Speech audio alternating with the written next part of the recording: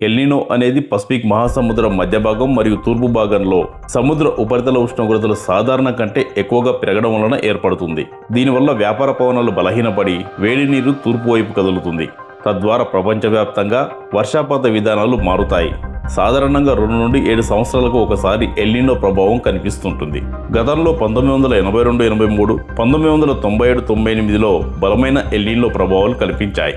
ఆ తర్వాత 2015-16లో కూడా దీని ప్రభావం కనిపించింది. ప్రస్తుతం 2026లో బలమైన ఎల్నినో ఏర్పడి మరింత బలపడుతుంది. ఇది 2027 వరకు కొనసాగే అవకాశం ఉందని చెబుతున్నారు. అదే జరిగితే భారతదేశంలో ఎల్నినో వల్ల నైరుతి ఋతుపవనాలు బలహీనపడి వర్షాలు తక్కువగా కురుస్తాయి. దీనివల్ల కరువు పరిస్థితులు ఏర్పడతాయి. వరి, పప్పు ధాన్యాల పంట నష్టం జరగవచ్చు. నీటి కొరత ఏర్పడుతుంది. ఆహార ధాన్యాల ధరలు పెరుగుతాయి. రైతులకు ఆర్థిక నష్టం వాటిల్లుతుంది.